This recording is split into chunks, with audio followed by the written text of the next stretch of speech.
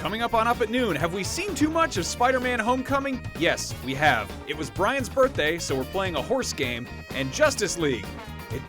It's a movie. All that and more right now on Up at Noon Live.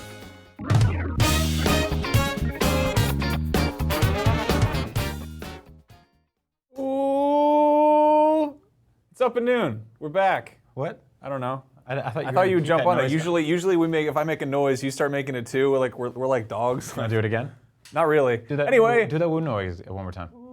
Ooh, welcome to Up at Noon. Yeah, hey, we did it. That was pretty good. See, much better. Yeah, welcome to Up at Noon. This is our weekly variety comedy nonsense garbage junk food show where we just talk about stuff that we find interesting, such as these donuts. Wait, go bring those back. Show them again. Ah, look at the donuts. Yeah, so this week we're actually giving away a bunch of. Yeah, it is. Can I have a little piece of that?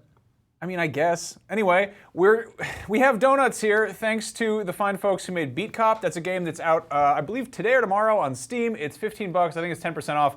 It's a fun little kind of 80s simulation cop game. You go around and do cop stuff. Do we have a trailer of this? It's really gorgeous. But we're going to be giving away codes on Twitch and on YouTube. Also, this is crazy. This is really exciting.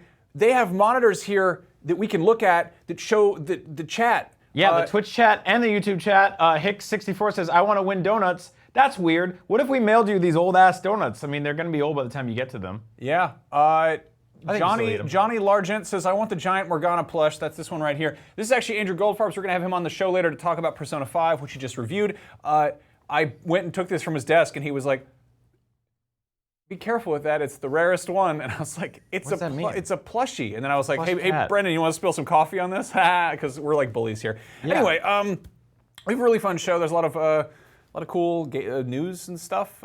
We actually just got news I don't know, this morning already. There's the Game of Thrones trailer. Yep. Destiny 2 trailer. Yep. And then there's an announcement that Joss Whedon's going to be directing a Batgirl movie. Yep. We've been making the show, kind of getting ready for it all week, so we won't be talking about any of those things at great length because they were all just dropped on us just right now. Mm-hmm. But one thing we do want to talk about is Spider-Man Homecoming.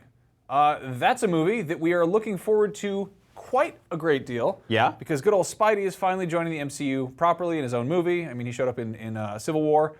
But, man, that is a crappy trailer. Yeah, so let's talk about this. If you're the kind of person who's thrifty and you want to save a few dollars, watch that Spider-Man trailer because you just saved 10. You don't have to buy a ticket anymore. Mm-hmm. It is the entire movie. This is a problem. This is a modern problem that trailers have specifically, I think, because... Now, there's a couple theories here. One, Sony... Of course, we're going to show it right after we tell you how bad it is. Luckily, I think we've got the sound off here, so it doesn't actually tell you what's going on. But I think that a lot of movie audiences are maybe not as smart as they used to be, or maybe people have worse attention spans, or maybe people really need to see an entire film to know that they're going to like it or not. We have seen teasers for this movie, for this trailer, for this character for months now. Yeah. And I liked it that way. I mean, we would get one shot of him. I remember seeing just the teaser from him in the Avengers movie where he just jumped in a car. Yeah. Like, that was it. That was all we needed. We ripped that apart for 2 weeks. Key thing to point out here, Civil War was a through and through Disney Marvel movie. Yeah. That was the first movie that got Spider-Man in it, which was, Sony has the rights to. This is being distributed by Sony. It has a Sony logo at the top of it, and I think that this is being handled in terms of marketing by Sony's marketing team, and I think you kind of see the difference, because if you watch the trailers for Guardians, you don't really know what Guardians is about still. Right. They kind of trust that you're like, yeah, you're going to go see it because it's a Marvel movie. Like Marvel movies, and I mean, you see this with Star Wars too, but when Disney puts out trailers for stuff that has, big set pieces and stuff, they don't show you the whole set piece. Yeah, like they don't show you. That's a massive conflict in the movie. We know Iron Man shows up to fix things. That's called that situation, called a money shot. Yeah, that's solved, right? Yeah. So how about here's them afterwards? Yeah, being and then they're hitting different plot points. It's like they basically are creating a short summary of the movie. And maybe some people go to see movies and they're like, I want to sit there for 2 hours in the air conditioning room and I want to have the popcorn and I want to sit there and enjoy it. But it's like I kind of like to go in and not know what I'm going to get. That's not a trailer. That's Cliff Notes. Yeah. Like, that's an abridged version of the film. That's like when you have to do... Can we actually just stop showing this right now? I'm kind of like, I don't even want to show this anymore. No, keep running it. If you have to do a book report on the movie Spider-Man and you have 5 minutes, you watch this trailer and you show up and you go, oh, well, there's a boat scene and, Iron Man's not happy about that. But then the Vulture shows up. Here's his conflict. Here's his love interest. Here's his best friend. They go up. How many more set pieces are going to be in this movie? We're seeing a bunch of them right here. Also, let me point out, this is Spider-Man.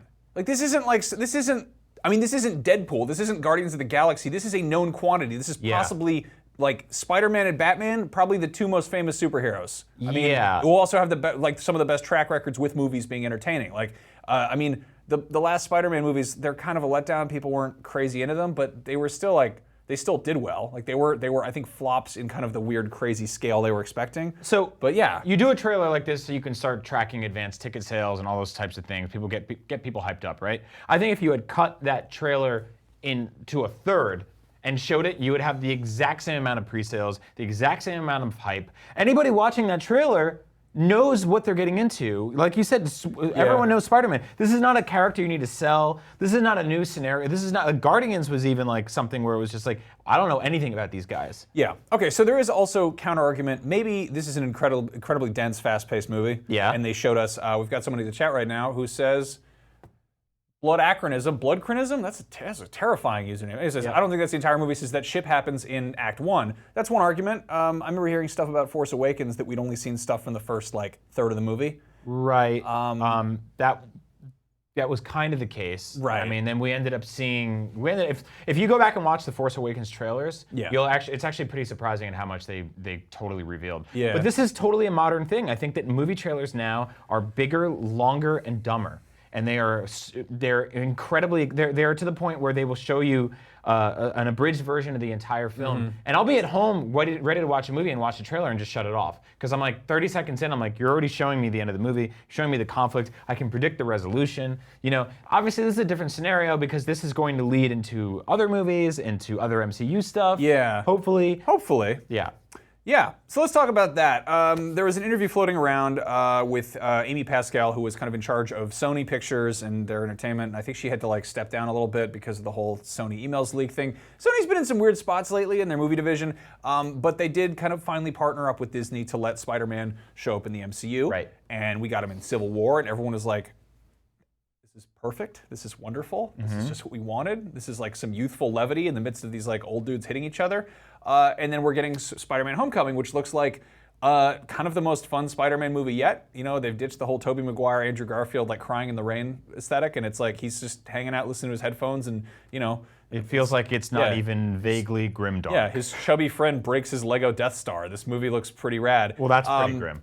Yeah, that is over 400 pieces. Are you out of your mind? It takes hours to build. But yeah, so in this interview, Amy Pascal said they're kind of talking about just how that partnership came together. Should we worry is the question. She said, one of the things that I think is so amazing about this experience is that you don't have studios deciding to work together to make a film very often. In fact, it may never happen again after we do the sequel. So wait, are we going to get 2 Spider-Man movies with Tom Holland and that's it? Yeah. I mean, is that... Why? I don't know, because... That's also not like an official thing. That could be like a, well, we'll see. Well, here's the thing about Spider-Man Max, is what you need to understand. The character just doesn't have any longevity. There's no stories there. There aren't any interesting He doesn't have any legs. Aside from that one arc where he grows extra legs by accident and becomes an entire spider. This news sucks. I was saying to you yesterday, it feels like you get invited to a party that's open bar, but it's like beer and wine only. And you're like, well, thanks. Yeah, and then they kick you out at 11. You're like, what? Like this party was terrible. And it's cash only. Like it's just so what sucks about this is that this feels like they didn't make a deal that's going to last a long time. This feels like a loan.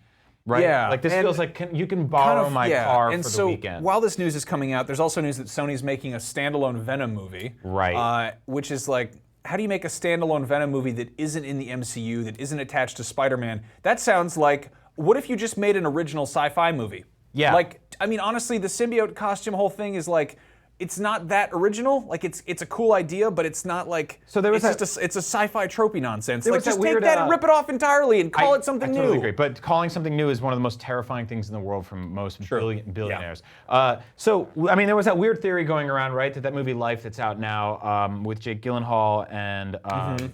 Ryan Reynolds was sort of Deadpool and Prince of Persia in space versus Venom, as I like to call it. So basically, like it's about a kind of alien symbiote juice that comes from the outer space, and so people had a theory that maybe that's like a Venom origin story and it's viral marketing. And I'm like, that's really smart. I like that idea. The same way they did with the movie Split. If you look at like the way Cloverfield, like these are like secret sequels or prequels.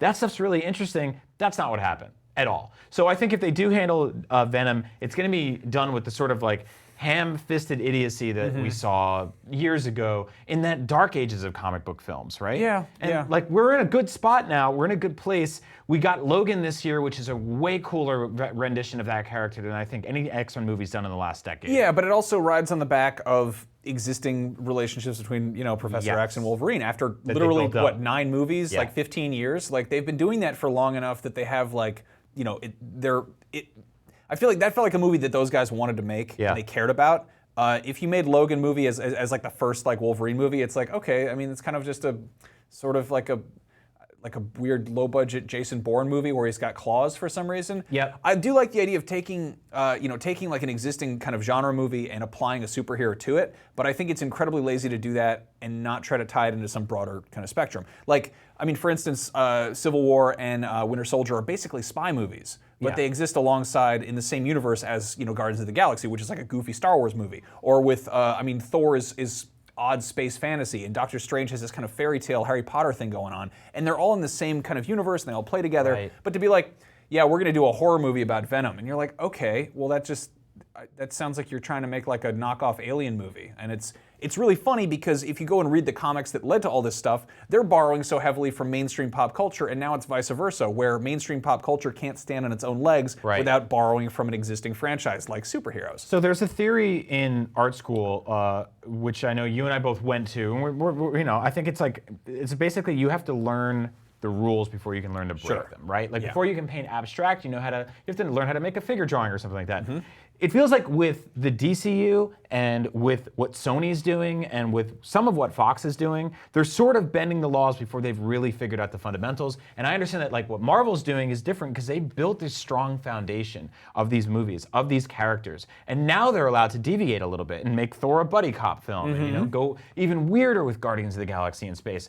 But with Spider-Man, I think it's great that they're grounding him, they're bringing him in the right way. It sucks that we're only going to get 2 movies out of this. We don't know that yet. That could change. So wait and see. Yeah. But it honestly feels like obviously it's a business, but they're looking at the bottom line here. And I think if you're a fan of comic books and these stories, there's potential. There's so much potential. So let's get into that, because I think one of my favorite things in the world about Spider-Man is that when you look at him specifically, his villains are some of the weirdest, coolest, goofiest, strangest. Yeah. I love Spider-Man's villains. They're very campy. I was talking about this with somebody the other day, but I think what's works so well about them is that they are just unhinged adults. Yeah. And Spider-Man is a kid who's trying to figure out some stuff he's not really aware of. Yeah. So he'll be like trying to talk like some sense into them, and they're like, They're like, it's like, no, you like that's a crazy man with octopus tentacles. Like that's a guy who wants to electrocute a city. Like these are people who are not right, and he's like, I don't understand anything. Like I have my learner's permit. Like what am I doing here? No, I honestly think that like it's Spider-Man and Batman and opposite ends of the spectrum have the coolest villains. And most people talk about how great the characters are. When we look at different characters in comic book universes,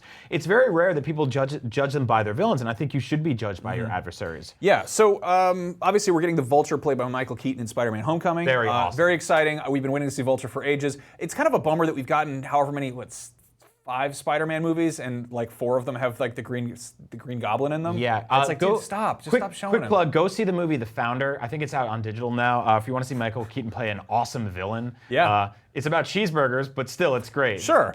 Anyway, then we've got Sony announcing this Venom movie. But the fact is, Spider-Man's villains kind of lie in this wonderful like blank canvas reboot territory where they can start throwing new actors at them and redesigning them and giving them new angles. So I figured here are some Spider-Man villains that we want to see and who we want to play them. Sure. Obviously, Venom. Venom's a big one. Venom is pretty much sort of evil anti-Spider-Man, and that's really exciting. The fact that they got Topher Grace to play him, and he was actually playing a better Spider-Man than Tobey Maguire was kind of a weird thing in Spider-Man 3. One of the many things wrong with that. Still one of the most legit, baffling casting decisions in the history of film. Yeah. Is to get that man to play really Eddie strange. Brock. I want to see Tom Hardy as Venom. Bingo. Yeah, I think he'd be perfect. I think that he's one of those guys who can really go either way. He can play a terrifying lunatic like in Bronson, or he can play this kind of weird, like, just vengeful anti-hero in Mad Max, or he can be like, oh, like here's like a dude who you're kind of scared of what he's doing, like Bane. And I mean, clearly he's not afraid to get ripped. You buy him as a psychotic prisoner, which is what Eddie Brock becomes before becoming Venom. Like it just makes perfect sense. Yeah, another movie that they've announced recently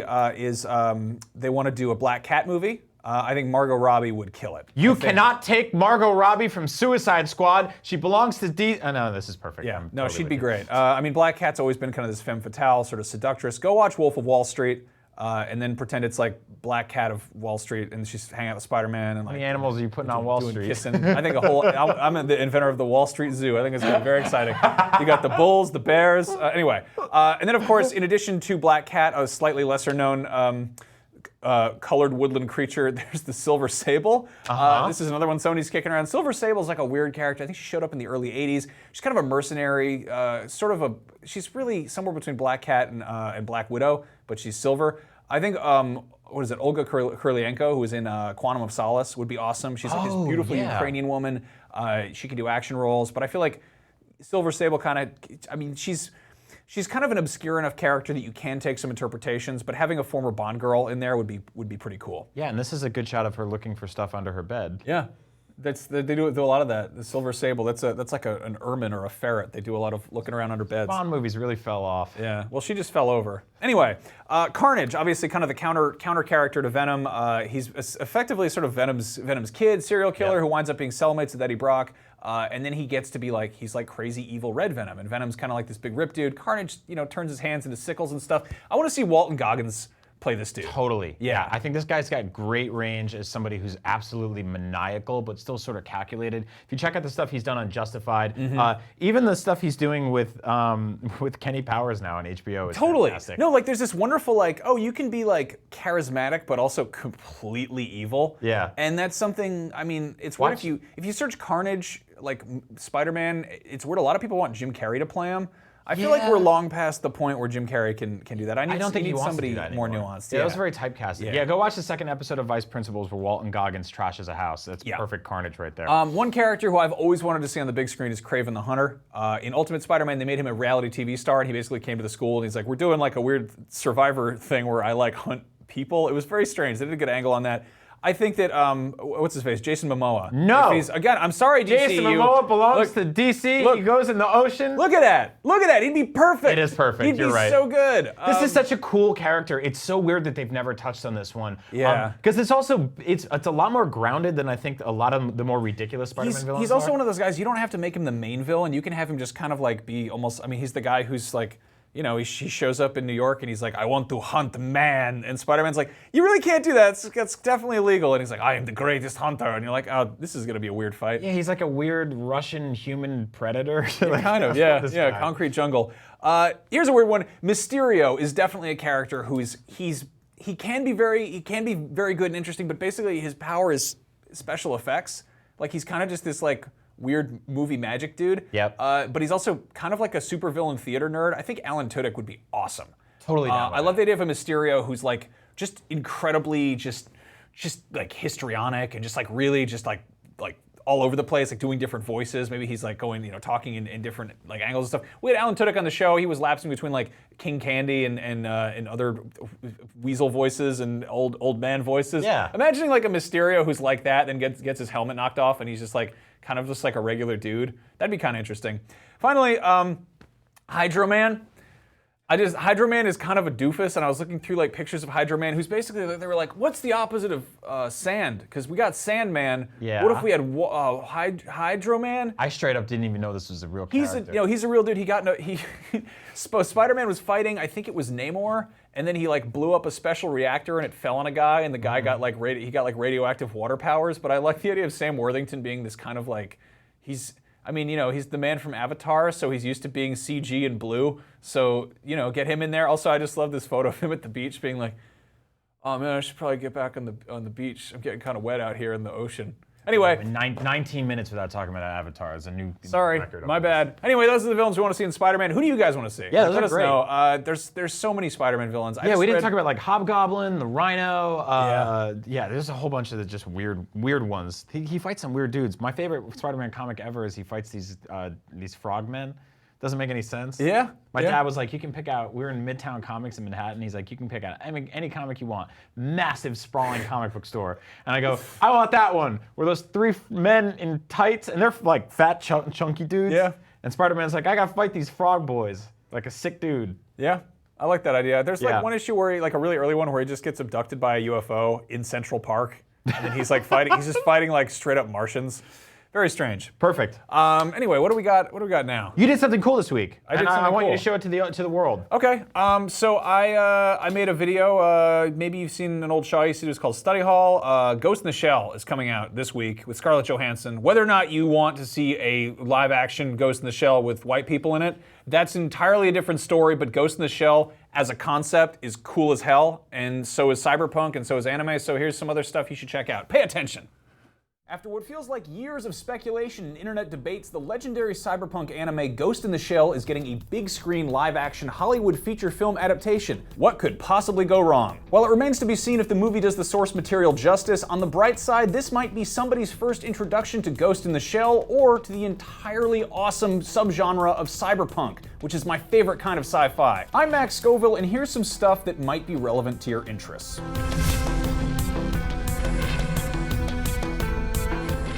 Ghost in the Shell first materialized as a 1989 manga by Masamune Shirow, known in Japan as Mobile Armored Riot Police, which was adapted into a feature-length anime in 1995 and released stateside a year later, helping to introduce Western audiences to the idea of totally badass Japanese cartoons for adults. Japanimation!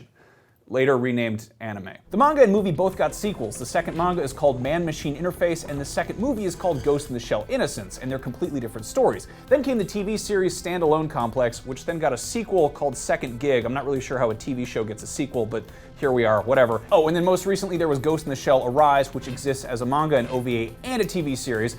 It's effectively a reboot of all the previous iterations of Ghost in the Shell, but what's cool about this series is that almost all of these different incarnations make decent jumping on points. Then of course there are Ghost in the Shell video games, because of course there are. You play as a robot spider tank in one of them, and then there's a tactical shooter that came out last year. So basically, if you think Ghost in the Shell looks cool at a glance, there's plenty to sink your teeth into and get lost in. And even that is just a drop in the pond when it comes to cyberpunk as a whole genre. Masamune Shirow's got an eye for bleak futures, as you can see behind me, and the intersection of man and machine, as demonstrated both in Dominion Tank Police and Appleseed, which exist as manga and a variety of different animated forms. The 2004 Appleseed movie received a mixed reception, but did some really groundbreaking things with computer animation, and has received several sequels of increasingly higher fidelity CGI. If you just want to look at some of Masamune Shirow's cool-ass designs, check out Intron Depot. It's a series of art books that are basically mixtapes of cool otaku stuff like robots, military hardware, motorcycles, swords, and half to mostly naked cartoon ladies that I probably can't show you in this video. They're fun because there's no story to figure out. They're just cool pictures. You're like, wow, that lady has a motorcycle and no pants. Bitchin'. Anyway, if you like your cyberpunk more dystopian and less cybernetic, Akira and Cowboy Bebop are both some of the best used futures ever to be shown on screen, and much like Ghost in the Shell, they both have absolutely stellar soundtracks, which, unlike Ghost in the Shell, have not been remixed by Steve Aoki, thankfully.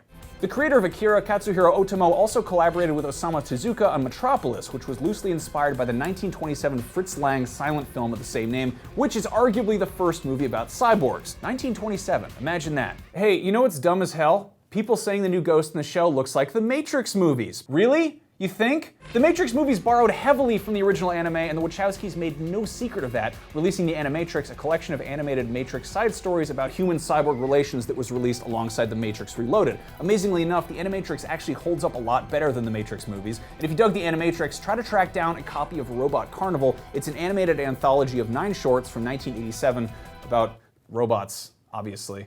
Robots are cool. If you like watching cartoons about them, that's one that you can check out. That's really what this video is about. It'd be an affront to common decency if I was recommending cyberpunk fiction and didn't give a nod to William Gibson, who's largely credited with establishing the genre with his 1983 novel Neuromancer, which deals with themes like post-human mechanical augmentations, the existential dilemmas of artificial intelligence, and how cool it would be to have sunglasses embedded in your eye sockets. Neuromancer's a classic, but if you want just a kind of across-the-board sampling of old-school cyberpunk, grab the short story collection Mirror Shades. That also explores futuristic uses of reflective sunglasses. That is about all we have time for, so please, if you're offended that I left something out like Blade Runner, Deus Ex, Bubblegum Crisis, Bride of Frankenstein, Aeon Flux, you get the idea. Please share some of your own cool cyberpunk Ghost in the Shell recommendations in the comments below. Imagine that, using the internet to enrich each other's lives instead of just arguing and saying mean things about each other. Crazy! The Matrix has you! Anyway, for more on cyborgs and motorcycles and robots and swords and guns and jumping and anime and all these great things, keep it right here on IGN. I'm Max Scoville. Take it easy. See you later. Whew. Welcome back to Up at Noon, the #1 Club Penguin show, where we talk about Club Penguin. We've got Club Penguin expert Andrew Goldfarb. It's me. There, chat. Are you happy? They're all talking about Club Penguin in there. Wait, it shut down. It's so sad. Oh, really? Did it? Yeah, it's done. I saw one of the funniest things. I laughed incredibly hard at this a couple weeks ago, but Kotaku did a story about people who were they were trying to see how fast they were speed running, getting banned on Club Penguin to see how fast. Like they're like, I love that. Hey everyone, it's me, Mark. Hi, Mark. I think that all, and then just gone. Anyway, we're not here to talk about Club Penguin. We're here to talk about Persona 5. You just reviewed the game and gave it a 9.7. Yeah, it's really good. It's My God. It's a very special, very, very, very good game. So Persona Highly 5 recommended. is a JRPG where you are in high school, right? Yep. And you do some other stuff that's kind of magical and mystical and mysterious. High school student by day and like saving the world by night. Okay. Now it's got a 5 at the end of it. This is obviously is this the sequel to 4? Or is this a jumping on point for everybody?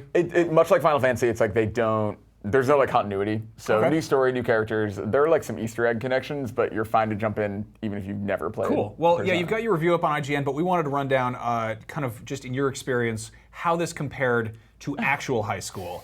Obviously, managing your time as a student in Tokyo is a huge part of the game. And as you can see here, this is what the protagonist looks like. You play as this character. Do you have a name? You just choose your own name, right? Yeah, you choose a name. There's like canon names, but from the manga what's and the stuff. canon name? His canon name in the manga so far is Akira Kurusu. Okay. But I don't know if that'll change the name. Fair enough. But yeah, so you've got your day thing where you've got your phone and your uniform and you go to classes and everything. But then at night you go and you fight monsters and you do like weird, I don't know, mystical thief things. And here's what you did in high school, which was apparently go full Super Saiyan. Okay, so the hair is sort of similar. Yeah.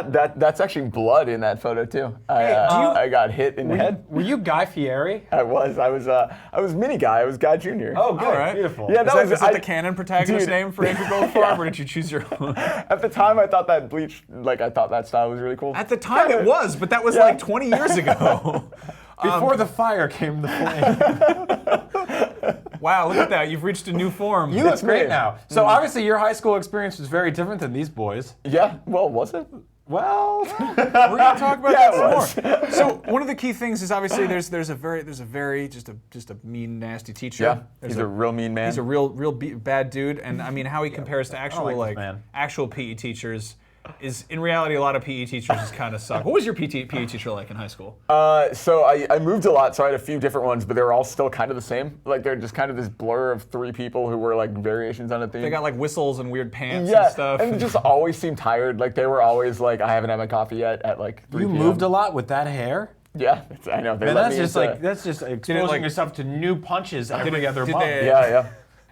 the hair change color in like different climates, or was it? I tried to do like the cool, like, I'm gonna dye it blue with Kool-Aid. And Yeah. it lasted for like a day, and like I would like miss God, big you were patches that in the guy, back. huh? Yeah, I'm the Yeah, worst. so I went to the trouble of bleaching it entirely because I wanted to look like a Dragon Ball Z character, but not a Super Saiyan. I wanted Yeah. to look like Trunks, so I dyed it purple on top of that. But Perfect. getting it white enough to get the lavender to hold is really tricky. I came downstairs once because I used to do it myself, like in the bathtub, and then I came downstairs once, and my mom was like, "Look at yourself. I'm gonna buy you a mirror." And I had just missed a huge patch, like this much of my hair. Oh, and did you get it on like the backs of your ears and stuff? Yeah, too? yeah, Oh, totally. God. Yep. Okay. So yeah, but in terms of teachers, I had a PE teacher. I had like this weird they were all sort of like weird bosses in their own way. There was one who was like 70 years old, and he was always like 2 weeks from retirement, and his offices smelled like cigars, which is a weird thing for a guy who's supposed to teach about health class. Yep.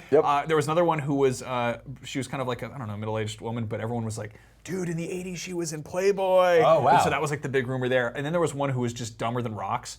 Like he was just like a young, regular, generic issue, dumb, like PE teacher. And I remember one time he's up at the blackboard, and he's like, it was before class, and he's like, he writes out abs, and he steps back and he looks at it. And he starts to erase it, but then he just writes dominals, so it just says abdominals, and I'm like, that's not the muscle group. You kind of had one job. That's like when you have 3 teacher. seconds to come up with a fake name. Yeah. I It is had a funny in history this- teacher who was like the meanest lady in the world, and one day before class, this guy came in, not this guy, he's just a dude. Not like a Just random. A villain appeared, and he, using chalk, drew like a 12-foot penis. Just I don't know if I can say that word. It's part of the human anatomy if you haven't seen it. Yeah, like the abdominals. Like the abdominals, like the pensis. And it was just 12 feet and just wailing, just really out there. And she came in and she taught an entire class in front of it without even seeing it. We were just like, Wow. I don't want to tell you. Nah, I'm not going to tell you. So I'm not going to say a word. in At the Persona- very end, she noticed. in Persona, is there anything like that? Well, like penises on chalkboards? Or just any dumb teachers? Not or... penises specifically. There's some of the monsters in this game look a little phallic. So Okay. you got a couple of those. Realism. All right. Yeah, Sounds good. yeah. Sounds good. Now, of course, a big part of being in high school is your social life, and in Persona, it's awesome. You have all these friends. I mean, you want to talk a little bit about that? Yeah, there's all these different party members you recruit, and some of the women you can date, and you're kind of leveling up your relationship with them and learning new things and gaining skills based on like who you pursue spending time with. Cool. And you got a talking cat, and you hang Yeah, out on a roof. And that's true. Let's take a look at what you were like. All right. Wait, so I'm guessing you're just waiting for your friends and the talking cat to show up. Exactly. I was just killing time until all those Sure. like beautiful women and, You were the and punctual talking cats. one. Yeah, Yeah. exactly. Yeah, this is like probably one of the saddest photos I've ever seen. Like, this is Because like, the cargo pants. well, it's just like, I don't even know, what are you having for dinner? Like salt shakers? Sir, the would you cargo like pants another? are not helping. Would you like another water and some honey packets? I feel like the jukebox is on and it's just like, I'm sorry. Just playing all by myself. All right, so obviously, with you and your friends in Persona, you go on these crazy adventures, and like you're going up against like terrifying demons and you're fighting them and everything. Yeah. And like, did you do anything like that in high school? I don't think so. I don't You think sure? I got into any big. You sure you didn't fight a bee with a shield? What is that? Where did you get these pictures?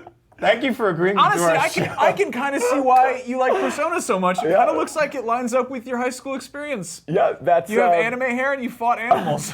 Yeah, that was. As you can tell, it was like really just ripped and muscular. So I was just fighting off a lot of these. You these have a bad great guys. smile for a dude that has historic levels of depression. No, this is good though, because clearly you did some research and you realized that B types are weak against shoes. So Yeah, you're exactly. using a special weapon Yep. there. Now moving on, obviously this is one thing that people love. Can we show that picture again? You want to see the bee again? I just want to laugh more. It's a good picture. Somebody those were the didn't days. like Little Miss Sunshine Oh my God. and or Blind Melon. I want to like Photoshop all the attack things all over that. All right, Man. so obviously another big part of Persona is the dating. You get Yeah. some romance I options. love where this is going. Yeah, and you get all kinds of it's like ladies and You're gonna pull a picture of me just making out with a bunch of different totally. girls. Yeah. All right. The Nintendo DS. Your parents helped you set it up. yeah. So I mean, obviously you're probably like you're probably texting like 3 girls. Yeah. Hey. I had some facial hair coming in. What I think is it was I think it was a good look. That's really weird. Holding my own head in my one man hand. You show put of his Hamlet. head on his head. Alas, poor Andrew. I knew myself well. Wow. Yeah. So Hey, yeah. look. Let's be fair here. There are definitely girls in this picture. They're just on the wall.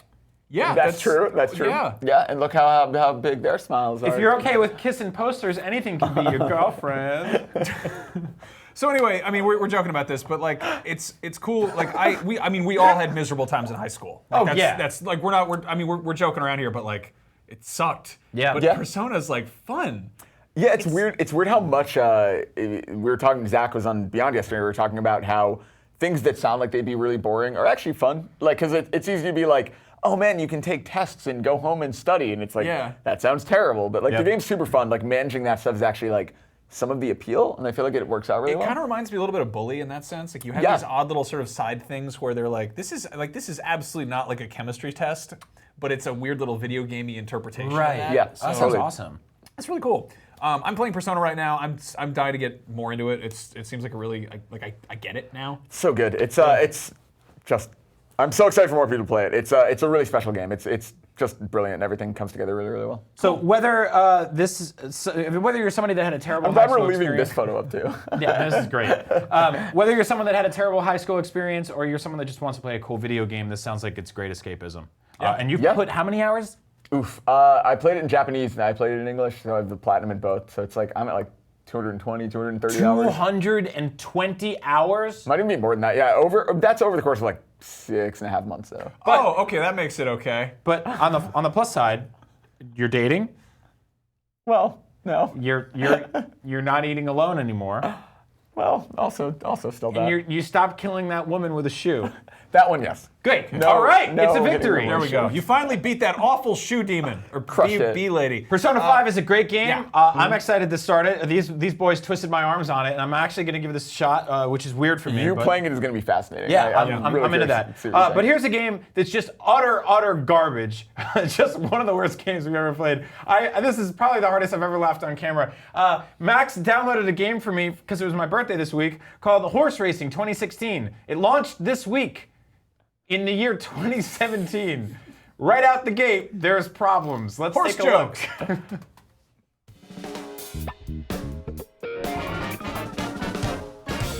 Hello and welcome to Brian and Max Play Horse Racing 2016. In the year 2017. Yeah. What? This game came out this week. It is $13 on PS4, What? and it No. includes such features as this Lo- loading screen. Uh-huh. The good news is though, is if you're stingy about bandwidth or disk space, it's only 2 gigs. Oh, good. It's only like a gig and a half, so it's still a minute to download it. It's got some bumpin' ass tunes. I'm very happy that they still make Dreamcast games. I think we should call our horse. How about Pets the horse. Pets. What? Pets. That's right. Okay. What's Jockey's name? I think our Jockey a jockey's good name. name should be Clam. Click. Clam. Click Stiffman. Clamshell. Clamily. Clamka. So as you can see, there's a lot of different stats for the horses. It's funny though, because you're selecting the horse. Oh. But most of the horses just look the same. They just have different colored shirts on the man, which is odd. Which is Odd way of doing that. okay. Let's get this. They didn't even create the they didn't even pretend to have like an actual variety of horses. It's just stats. It says locked. Yeah, you have to unlock. You have to play this game a bunch to unlock the horse. That'll never happen. That's why it's in a stable. Go back How- to the unlocked ones, and there's no gate there. This sucks. You still doing? How many horses are in this game? Apparently a lot. What? What did you do? Did I reach the end? I think you did, but you can't. Just let me pick a friggin' horse. It's gonna be really hard to play this game without swearing at it, because this game sucks. There we go. Okay. Now you can tell that they're unlocked because I think you should do some hurdles.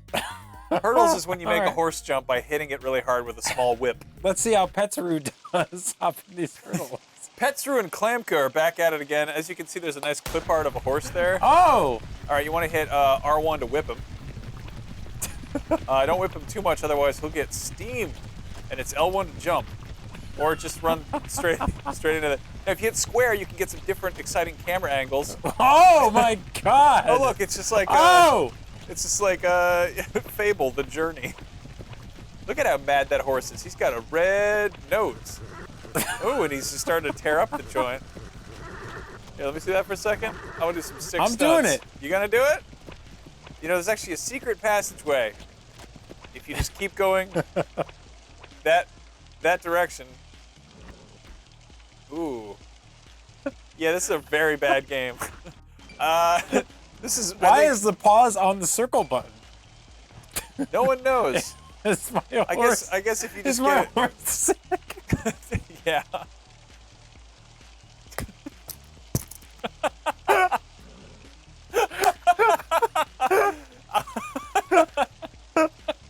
You're crying.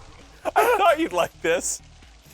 Oh my God! It was Brian's birthday last weekend, so when he showed up to the office today, I just left this on. Are they shooting arrows at me? I think that's rain. Look at my name spinning around. This game is so bad. Oh, there's tears going down my face. What are these buildings? Let's go to that dystopian city back there. Oh man, this is like a Turok game without fog. Oh, I did it! Where are the other horses? They won. They left already. Petru is very sick. You just beating up this poor horse. Man, that horse is mad. I wish he'd throw you off. All right, so that was great. Now let's check out some of the other options. Go to multiplayer, see if there's anybody online. Ooh, wow, it's It's wow. only local multiplayer. I don't know why I expected this to have any netcode. You could do a straight race. What's the difference between these two normals? Gonna be honest, I have no idea. You want to do season 2 normal? 2? We'll 1? try a straight race. Straight race. See how a good old Petsro can do out in the streets. Yeah. So a straight race is actually a much more boring version of the last Look race. at their sick tails. Wait, is that a photo of Zelda up there? Or Link? What is that? Yep. No, what does that say? We should go in for closer inspection. Oh, this music got interesting. Wait, check it out over there. It's the place where those horses died and famous horse boxing accident. So if you press the camera button, it immediately just makes everything horrible. Yeah. Look at him standing up there. The horse gets really upset. Your name vibrates around a lot. Well, you won, I guess. Defeated once again by Jack Bender. All right, well, that's Horse Racing 2016. Don't buy this game. Wait until the next year's version, Horse Racing 2017, available in 2018. Klamke, back at it again. This is just terrible. What are you doing?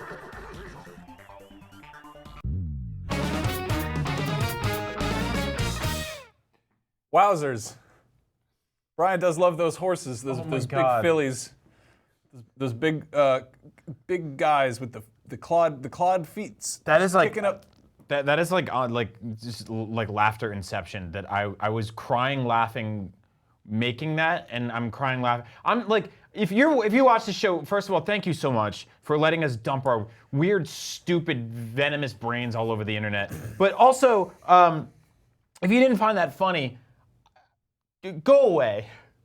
Like that is undeniably just one of the dumbest, funniest things I've ever seen. If that's not funny to you, I don't know what to tell you. Video games are art. They're beautiful. They're amazing. I think it's millions of people work to make sure that we get to just really enjoy some of the best and most incredible masterpieces of all time. But that game is a big, fresh pile of hot turds. It's a very bad game. And I'm glad we got to play it. Very bad game about horses. There we go. So there was a movie that came out last year that had a lot of scenes with horses in it, and you loved the horse scenes. I did. I clapped But a a lot. lot of the rest of the movie you did not like, and that No. movie was called BVS: The Dawn of Justice. Well, good news, Justice woke up, and it's called Justice League, the Zack Snyder follow-up to the last movie. We've got the trailer for it, and we're gonna take a look at that trailer. Let's just watch the Justice League trailer, and we're gonna try to be super positive. We're gonna say try to be as everything we positive as love. we can. Here we go. Because we want to be positive. All the stuff that we think are great. Yep.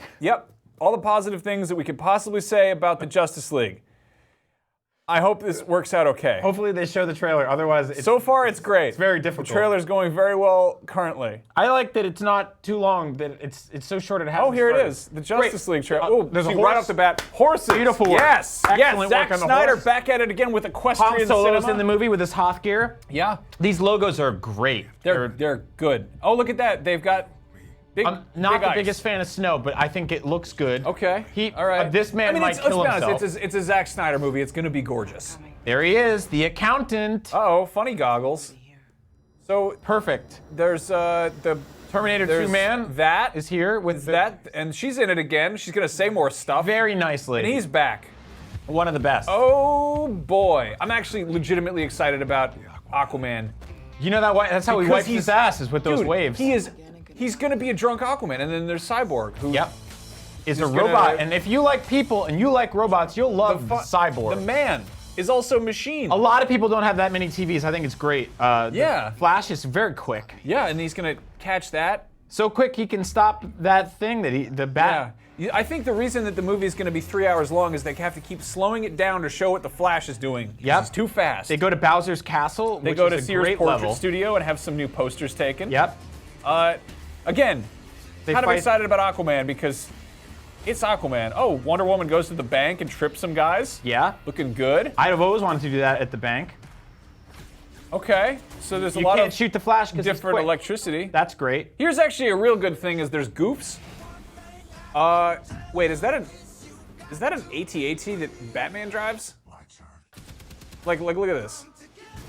Does he have a robot bat in football? The Beatles Finally. were a seminal band. Your favorite show, the NFL, gets a big screen treatment. This Justice League. Oh, Lord of the Rings. Hell yeah. Great film. What if they brought a car to Lord of the Rings? There's a whip, and then they all stand like they did in the other one. It's that scene again. But no, like, and they got. There'll be plenty of toys to buy. Hey, J.K. Simmons. Just like a bat. I dig it. He's All right. He's Brosidon, Lord of the Broshin. And he's got a cool sword. And he rides outside of the car like Watch a guy who this. doesn't understand what cars are. Who needs the sea when you have the air? Yeah. More like Airman. Yeah. Wow, November. What a weird name for a movie. In theaters immediately. In theaters, this Justice League. Yeah. So anyway, That's a movie that they're making. yeah. You'll be able to watch it by going to see it. I'm excited about Aquaman because the thing about Aquaman, and I know that there's good runs of his comic, but Aquaman's real stupid. He's like the same category of stupid as Thor. I like Thor, but it's one Yeah. of those things that it works better the simpler it is, and the more you try to actually make it a believable, palpable experience, the Yes. less it holds water. Because it's like this kind of Ooh, oh, I see what you did there. I didn't mean to make that joke, but the fact that they're leaning so heavily into making Aquaman this badass, trident dude. Go right now, not right now, after our show, after you're done with the show, go on YouTube and look up Aquaman Saves Lobster, and it's a clip from the Aquaman DC animated movie where he just gets real drunk and someone tries to eat a lobster at a restaurant, but he's been talking to the lobster through the fish tank, and he just beats a bunch of dudes up, and it just is completely great. over the top. If there is just a grain of that weirdness in this movie with Aquaman, I'm super down for it. So I'm totally into that. Yeah, I think Aquaman's gonna be a fun character. The Flash moves very quick, and you don't have to watch him a lot. yeah. So I mean, the good thing is the last one was you had Batman and you had Superman, who were two moody, broody dudes who were trying to beat each other up. Yeah. And then you had Wonder Woman, who had 4 lines. Who was great. In this one, you've got Aquaman, who seems like a real jerk, and then you've got the Flash, who seems like he's kind of going to crack some jokes. So maybe that's finding more of a balance. Like the fact that there's goofs and jokes and chuckles, and maybe Aquaman makes fun of the fact that Batman dresses like a bat. That shows some promise. So I'm, cautiously optimistic, keeping my expectations guarded. Yep. Yeah. Anyway. Cannot wait for them to put that film out for all of us to watch. And the horse is going to be there no matter what. No, Can't it's cut good. him. Yeah, Too late. good Already that in they the got trailer. the Zack Snyder Can't get rid of horse him. movies. Yes. Yep. Yeah. There we go. All right. Beautiful. We have some good, bad, interesting news about the state of the industry. GameStop, obviously, is a place where many, many of you probably still buy your video games. I, in the last few years, have sort of made a shift to digital. I feel sort of liberated by that, but also I completely understand why that's a problem. That said, physical media in games, specifically for collectors, is something that's going to happen for a long time. The Nintendo Switch just launched. There's a huge sort of a collector movement around those cool little cartridges and those cool little boxes. Because it's region-free, people are importing, which is really awesome. That was our most recent console launch. Last year, you look at stuff like the PS4 Pro, the PSVR. This fall, we're getting Scorpio. So you would think this is a great, healthy, wonderful time for video games, but with the move to digital and the fact that buying video games is so much more accessible nowadays through so many different websites and outlets, GameStop, the store that you've all been buying games from for probably most of your adult lives, For better or for worse. is kind of suffering. So we're going to pull up some slides real quick and just get through the nitty-gritty of this. GameStop is closing as many as 190 stores. Let's take a look at what this means. They've got 6,600 stores open worldwide, so that's really only about 3% of all their stores. Their stocks are down 31% year over year, and their sales earnings fell by double digits in the latest period. Now, let's talk about this. Retail in general in America, and I feel all over the world, is starting to suffer. Buying habits of consumers are changing. I personally spend tons and tons of money on Amazon, probably $10,000 a year.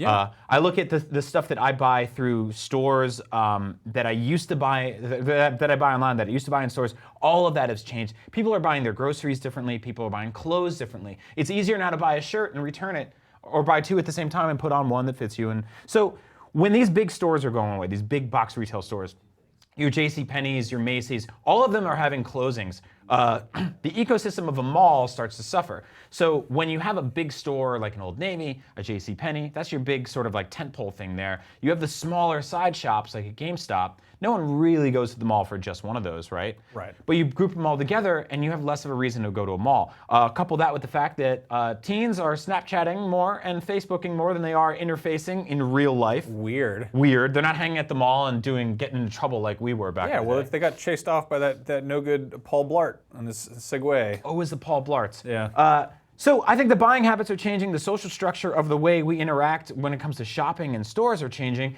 and GameStop is suffering because of it. That coupled with the sort of like over number of retail games going digital only. Yeah. It also, I mean, the reality is people, I think, kind of have a bad relationship with GameStop. Yeah. You know, there's that famously the thing where it's like, there's that like meme where it's the guy, you know, he drives by, we see GameStop getting robbed, but then, I remember they gave me $3 for 20 games or whatever, and just roll up your window and keep driving. Like it's a running joke that GameStop like kind of rips you off. Well, you know? I'm starting to look at them kind of like they are like taxi companies, right? And then the modern versions of like Lyft and Uber are coming around to solve a problem. Best Buy is now taking used games and have been for a while. They also have like a gamers club thing where you can basically get massive discounts on pre-ordered games. Amazon is buying used games and giving you credit for them on the spot, which you can use to not just buy games with, but you can use to buy anything on their store. Sure. So you can literally trade your games for food if you need to. Yeah. GameStop gives you a massive cut when it gives you cash instead of store credit. So there's less and less of a reason to go in there. But the biggest thing, I think, to me, is that like I have a Nintendo Switch sitting right here. I buy games for it through the store without leaving the house. Sure. I have a PlayStation. I buy games through the store. Xbox, Steam, which, you know, who was the last person to buy a PC game physically? Like, they have a massive audience of people there just not touching that. So how does GameStop combat this, right? How do people keep coming into the stores? How do we stop all these stores from closing? Because ultimately, whether or not you feel GameStop is a ripoff or a good service or not, I feel that for the games industry in general, it's good to have a presence in the real world. Yeah, obviously people who play games are incredibly active online, like, you know, Twitch and YouTube and chat, and just people are out there talking and making noise in cyberspace, but the physical manifestation of that is kind of part of the reason that, I mean, there's not really, like, games are kind of a solitary thing. You bring into parties and stuff, but for a lot of people, walking by a GameStop and seeing a sign for whatever game is coming out, that's what lets them know that there's a new game coming out. Yeah. And I want to say that the sort of slow decline of GameStop doesn't mean the death of physical releases. There is actually a bunch of companies now that are making physical, like limited run prints of physical games that never were even released physically. So if you're a physical collector, I don't think that's going away for a long time, honestly. So calm down with that stuff. So there is something to be said about just physical stuff, and I think this is kind of, let's look at the more positive angles of you know, what's going on with GameStop. Yeah, so about a year or two ago, we saw GameStop partner with ThinkGeek, which meant that all of the weird sort of tchotchke stuff that you've ever seen on ThinkGeek, like weird like Star Wars socks and like Funko Pops and not really like high-end collectible stuff, but sort just of like fun mid-tier stuff. fun Like stuff. a Han Solo and Carbonite like ice cube tray or Yeah, whatever. totally. That stuff, if we can take a look, collectible sales are up 60% in a year at GameStop. So people aren't necessarily buying games from them as much as they used to, but they are buying cool toys and stuff. They're opening 35 dedicated collectible stores, which are basically ThinkGeek branded. So we talked before about 190 stores closing, but 35 new ones are opening, so it's not all bad. Mobile devices. People are actually going into GameStop, they're trading in games and using store credit and gift cards, and they're buying tablets and phones. That makes a ton of sense. Makes a ton of sense if you're a kid, right? Strong Switch and anticipated Scorpio sales. GameStop recently in a press release said that the Switch is selling at Nintendo Wii numbers, which is awesome for video games, it's awesome for Nintendo fans, it's awesome for Switch owners, but it's especially good for GameStop. Personally, I don't see how they struggled through the launches of something like PSVR, which we thought were selling really well, PS4 Pro, which is like, you know, a shot in the arm of these long consoles that have longer lifespans now. And we're getting Scorpio this fall. Back in the day, you know, I don't think we saw longer console life cycles, and now we're seeing upgrades throughout them. So to me, it seems like I should can be see that making making more a money. comeback. Yeah. I think the collectible side of things is really interesting. Obviously, GameStop, they kind of paint themselves in the corner by saying GameStop. Yeah. Electronics boutique, EB Games or whatever, before it was EB Games, was like, it was kind of this, it was a boutique of electronics. It's like different things. What could that mean? It's more nebulous. I think the fact that there is this kind of sort of nerd renaissance right now, this golden age of like, there's a Justice League movie, there's Star Wars movies every year. Like there's all this stuff that like we used to think was like totally impossible. So it's also odd that at this point there's not really as much of a presence of like collectibles as it felt like there was in the 90s. Yeah. So I'm happy to see that GameStop is stocking toys and stuff again. For a second they weren't. Yeah. Like I remember I didn't actually have a PS2 when Metal Gear Solid 2 came out, but I wanted those McFarlane toys. So I called up my GameStop or my EB Games or whatever, and I actually was like, hey, can you put aside a Snake figure for me? And I went down there at the mall and I picked it up. Like, it has that level of like, oh, maybe you're in there for trading in something, but you see like,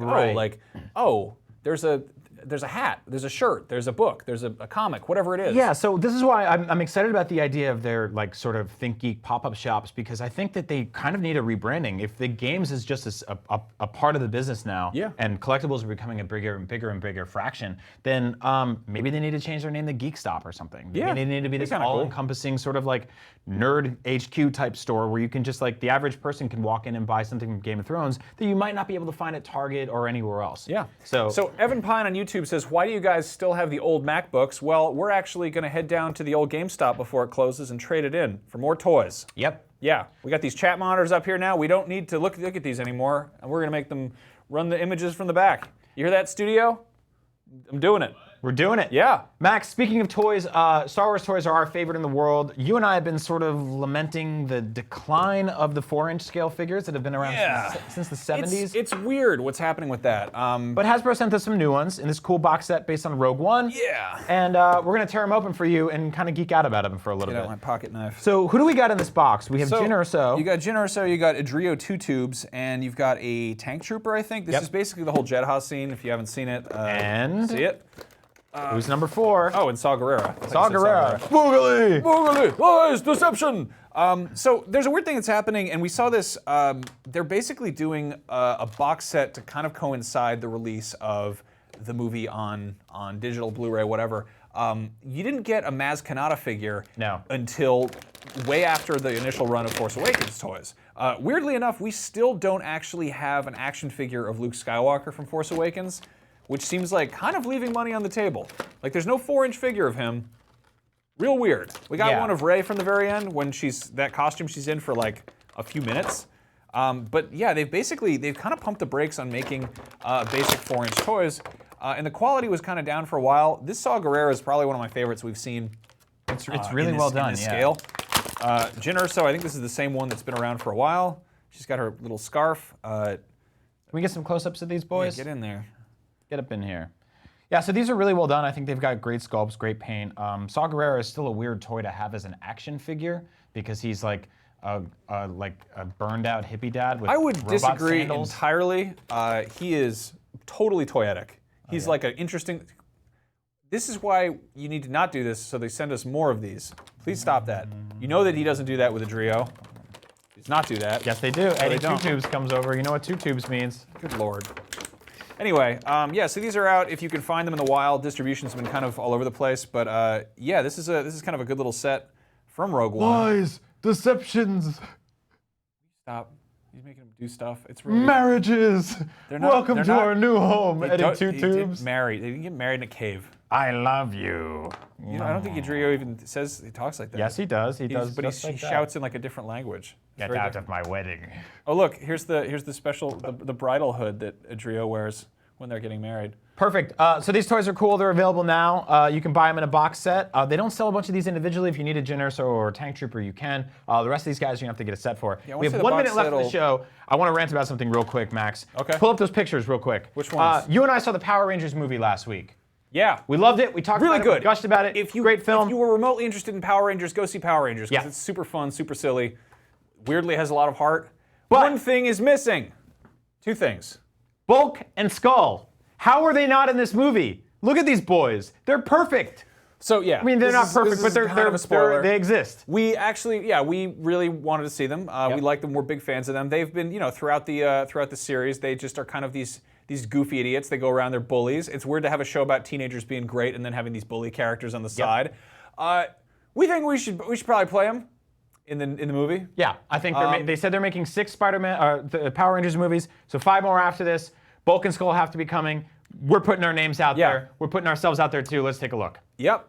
I think that we're perfect for playing high schoolers. I'm 30, you're what, 36? Yep. Yeah, so we're like a good age for playing teenagers in a movie. That's usually how that works. I think we could be, we're in a movie. This was, Isma Hawke made a short film that was like Voltron versus Power Rangers. Yep, go look that up on YouTube. Go look it out. Also, go sign our change.org petition. It's closed, you can't. I guess that's true, it already came out. Well, 162 people signed it. I cannot believe that they did. Saban did not take us We seriously. should probably make a second change.org petition for Power Rangers 2. Yeah. Anyway, the movie's really fun. It's missing those big boys. Yeah. But everything else about it is great. Thank you so much for watching Up at Noon. That's our show. I'm Brian. That's Max. We had a really good time today. We have a really cool guest coming next week to show us some cool new video game stuff. In the meantime, 3 p.m. today Pacific time, brand new episode of Linked Together goes up. You haven't been watching that show? That's Zach Ryan and I holding a Joy-Con each, playing through Zelda Breath of the Wild. This is probably our funniest episode, so definitely check that out. I'll tweet it out. If you don't follow us on Twitter, I'm at Agent Bizzle. Max is at Max Scoville. Yeah. Give a shout out to Dan Parkhurst producing our show. All the boys in the back. There's that thumb. Yeah! For making Yeah. Up at Noon happen every Rowdy boys. single week. There's nothing else going on after this, but if you're a Destiny fan, we're putting up tons of content today because Destiny 2 was officially unveiled with a weird trailer, and a bunch of people out there are really excited about it. Me personally, I could not give a hoot. Yeah. That's owl talk. Anyway, we're going to be here with our dolls, making them kiss, and we'll Yeah. be back here next week, so thanks for watching.